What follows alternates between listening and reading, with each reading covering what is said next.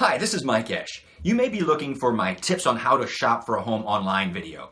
This is a prologue that I added to help you to safely get real live MLS listings in the area that you're looking. Click on the link in the description to get an immediate list of recently reduced listings in your area. And if you enter your contact info, you'll be contacted by a licensed realtor to set up a specific search and or get you access to the MLS. I'm giving away the secrets in my video. It's coming up in a few seconds. A lot of things have changed over the years when it comes to shopping for a home. The internet is the biggest reason for that. But like everything on the internet, there's a right way and a wrong way to do things. Hi, I'm Mike Esch. I've helped hundreds of people buy homes as their mortgage lender. But today we're not talking about mortgages. I'm in a unique position to experience and observe the entire process. So I'm going to share that perspective with you. Now, back in the day, if you were shopping for a home, about the only way to do it was to rely on a realtor to scour their big paperback multiple listing book and find you a list of homes to go look at. I remember those days. It was time consuming. Nowadays, you can find a list of homes for sale all by yourself on your computer or on your phone. And you don't even have to be actually shopping. Anyone can do it, even if they're just curious. Now that sounds normal, right? Typical improvement of the internet age. Well, like everything, like social media, for example, it's good and it's bad. So let me explain. So you're sitting on your couch and you recall a recent conversation about owning a home or a TV commercial, or you remember seeing a for sale sign and you decide, hey, let's go online and see what's for sale in the area. So you use a search engine or you go to one of the real estate sites you've heard of and you see some homes and browse some pictures and get an idea of asking prices and so forth. So far, so good. Well, where's the dark side? Well, I remember when the internet was a place where you went to get information that was freely shared by people and institutions who wanted to share information. Now it's about selling things, not the least of which is information about who is visiting what website. You don't even have to click on things anymore thanks to cookies. So, are you familiar with robocalls? Are they not the scourge of society? Well, you get robocalls most likely because someone got your number from something you visited online that told them that you were a likely prospect for whatever. So you say, what's your point? I'm not giving up the internet. You get used to it.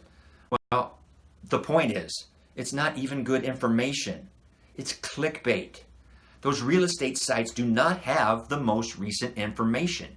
They get the information secondhand from the MLS.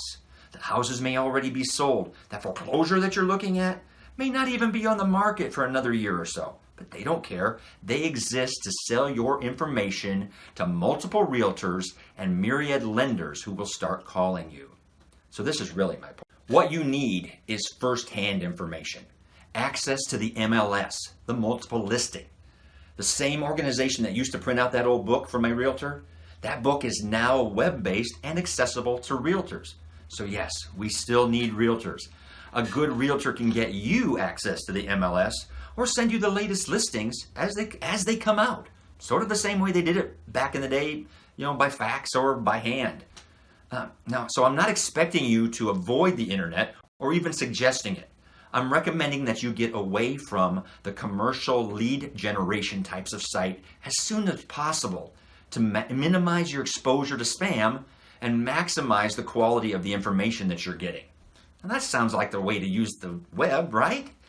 Okay, so now we've got to find a realtor to get us on the MLS. Now, if you had good experience with a previous realtor, great. If you have a recommendation from a friend, great. If you hit it off with one of the realtors that called you after you went online, fine. But here's a side note that could save you pain.